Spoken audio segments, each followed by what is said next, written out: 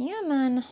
Trying to get this straight. I might need another thing. Oh, hey guys, what's going on? I did not see you there. Welcome back to my craft room. I'm back here this week, and you know, I have not been able to get out and do street photography lately, so this week I thought I would try something just a little bit different. I thought this week I would hone my flat lay skills. And if you're not familiar with what a flat lay is essentially a still life that's taken from above. Let's say like a bird's eye view. A lot of product photographers will employ this type of photography, and usually it's a bunch of props that are surrounding a main subject to either draw focus or to convey a mood of some kind. And as a small business owner, I believe I've mentioned in the past that I run a small online craft business, primarily selling hand-dyed yarn. It's kind of fun. And I thought I would try and incorporate this style of photography into my workflow as opposed to the normal straightforward product shot. I thought I would take you along with me and share my creative process from start to finish, showing you my setup all the way to styling, all the way to editing, and finally getting it up on the interwebs. So gather around, grab a cup of something, and you guys are so far away this week. It's very weird. But anyway, let's get into things. First thing when it comes to flat lay photography, you need a surface, preferably near a natural light source. So I have this table that I use primarily for cutting out fabric when I'm sewing near a window. So as you can see, I've devised some kind of interesting contraption where I have my camera mounted to a Manfrotto articulate arm. So my lens is facing down onto my backdrop, which I've made using just these reclaimed planks of wood that I've stained black because I like the dark things. If you follow my Instagram or follow this channel, you might know that my photography errs on the side of moody and dark, so I'm staying true to form and sticking with a dark background. So yeah, that is my setup. Now we just have to start styling things and putting things into the frame. And in case you're curious, because I know you are, I know you gearheads are, I am using my Fujifilm X-E4. See, I told you this is a workhorse camera. I'm using it for everything. My Fuji X-E4 along with the 18 to 55 millimeter kit lens, which again is another workhorse lens. I like that there's a zoom on here so I can easily adjust my composition and I don't have to adjust the whole stand or setup that I have over here, so that's great. And I'm using a Manfrotto articulate arm, which is optional. You certainly do not need this level of gear to create this type of photo. You can always stand up on a stool to give yourself some height and shoot downwards using your iPhone.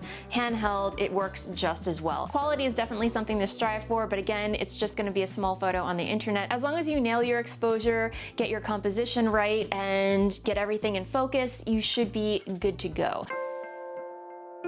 So when it comes to composing your flat lays, it helps to have a theme. So for this one, I'm keeping it simple, stupid, and sticking with my favorite things. Although that could get very complex because I do have varying interests. For this flat lay, I think it makes sense to employ a pyramid composition where you have one item at the top and it flares out at the bottom or vice versa. So I thought I would have knitting and sewing at the bottom of my frame and photography at the top. Since if you think about it, photography kind of ties into everything that I'm interested in because I document everything that I do with photography. So that just makes sense to me. So let's start shopping my home for props. Because the background has kind of a rough surface or texture to it, I want to soften things up with maybe something that I knit, like a scarf.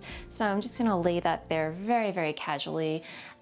So that'll be a nice kind of layered background for some yarn that I'm going to include. It probably helps to sketch this out beforehand, but I'm one of those people that just kind of likes to go with the flow and may the chips fall where they may. But that said, this can all shift around and change as I build my composition. So I have my yarn here, and of course, what is knitting without knitting needles? I found these super cheap on Amazon. So for the sewing section, I am going to just haphazardly lay some fabric swatches down. And I should mention that this is all going to be cropped into a 1:1 aspect ratio, so it can live on Instagram or wherever you want it to be. But bear in mind that I'm working with a square background, so it's okay, or it's encouraged, that you have some things hanging off the edges of your frame, just so it looks, you know, kind of natural. So yeah, I'm just gonna arrange these fabric swatches. Maybe they're folded, I don't know. Let's see, we'll try that. And then you can bring in some thread, because what's sewing without thread, and possibly some scissors. Let's see. That could work. That could work, I think. Okay. And the other thing I want to point out is notice how I'm kind of keeping everything in the same color family. I'm not deviating too much, because when you have colors that aren't playing well together, it can really throw the viewer off. Notice that I'm keeping in the cool purple lilac families, and I'm adding maybe just a hint of pinks and purples here, and then just a touch of green. So I'm keeping that in mind when I look for other props that I'm going to style this with. Come to think of it, while we're on the topic of color theory, now might be a good time to mention my lovely and amazing sponsor, Skillshare. Skillshare is an online learning community platform where you can learn just about anything. As I mentioned, when it comes to composing flat lays, or any photograph for that matter, color theory can really take your photography to the next level. Classes like Color Theory 101, Using Color in Art and Design with Ariel Rosell, and Color Theory Get Inspired by Color with Sarah Parkinson Howe really deep dive into how you can apply this skill to your work. If this sounds like something you'd be into, click on the link in the description box below and you can try Skillshare for 2 weeks absolutely free on yours truly. You're welcome, and thank you, Skillshare. I'm shamelessly going to use my Fujifilm X100V because I love this camera so much, and it's perfect. It's perfect. It has that vintage kind of vibe to it. So I'm just gonna lay that here at the top. Oops. That should go down there. One thing that I'm noticing now, it's not really a pyramid scheme. Is that the correct term? So maybe the pyramid composition thing is not what is actually gonna happen, and that's okay. You can mix things around.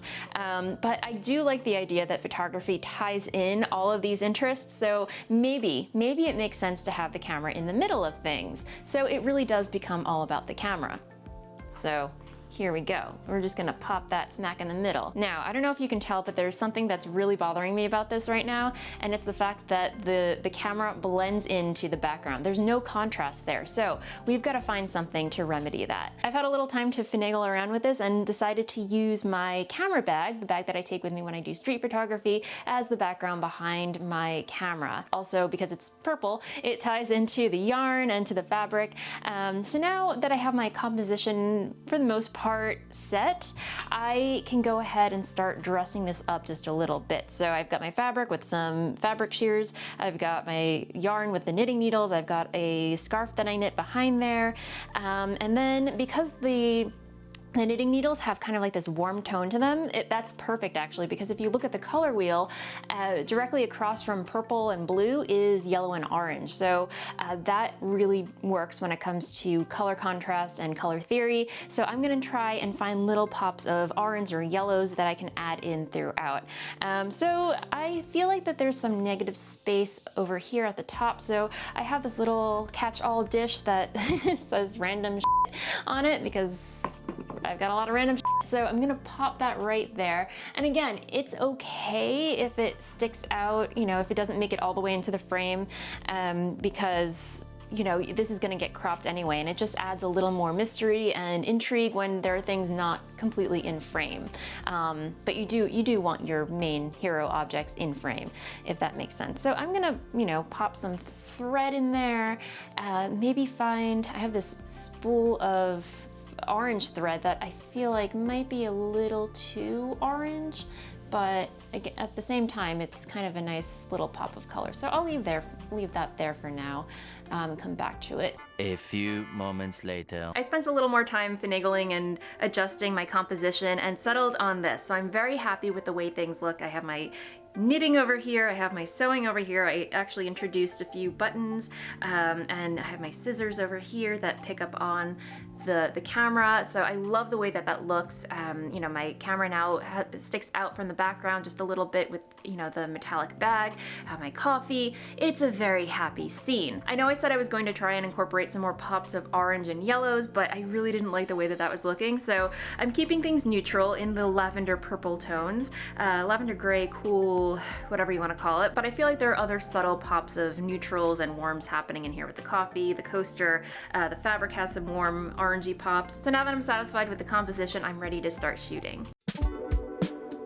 Because I want my entire flat lay to be in focus, I am shooting at f10, and that means I've got to shoot at a slow shutter speed because it is kind of dark in here. So I'm setting my shutter speed to 4/100ths of a second. But because I'm shooting at such a slow shutter speed, I want to eliminate any camera shake if at all possible. So I'm setting a 10-second timer on my camera, and that will hopefully eliminate any camera shake after I hit the shutter button. I hope that makes sense. Now, even though I have this gorgeous, natural, somewhat diffused light coming through my window, the other side of my composition is quite dark and shady, so to remedy that, I'm going to introduce my lovely assistant, the reflector.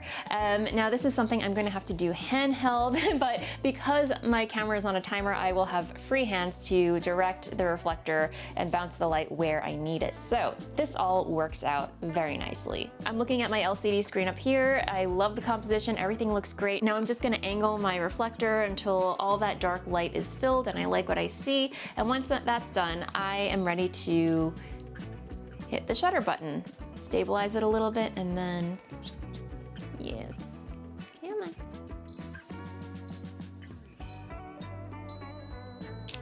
Yay! And that's it. I mean, obviously I'm gonna take some more photos playing around with the reflector. I should mention though, while Fuji produces fantastic out-of-camera JPEGs, especially with their film simulations, I'm one of those people that like full control over their final image. So I will shoot RAW in addition to JPEG just to give myself that option. But again, your mileage may vary. If you wanna shoot JPEG, by all means, go for it. But when I edit my RAW files, I'll usually bring it into Photoshop's Camera Raw filter, where I'll crop, I will color correct, and maybe add a light color grading. And once I'm all done with that, I will then go into Photoshop proper and get rid of any distractions such as dust. And then when I'm happy with my image, I'm ready to export. A little different than my usual videos, but I still hope you were able to enjoy and maybe learn something. Maybe you're inspired to try your hand at flat lay photography. It's actually really fun and kind of zen coming up with different compositions. I can easily get into the zone. I mean, if you're having a stressful day, I mean, maybe try your hand at a flat lay. Let me know in the comments below if you want to see more videos like this, or maybe the editing process behind this photo. I'd love to hear what you think. All right, my friends, that'll do it for me this week. Thank you so much as always for hanging out with me. And if you're new here, welcome to my little corner of the interwebs. And if you haven't already, please feel free to like and subscribe down below. I put out a video for your viewing pleasure every week. And until the next one, see ya.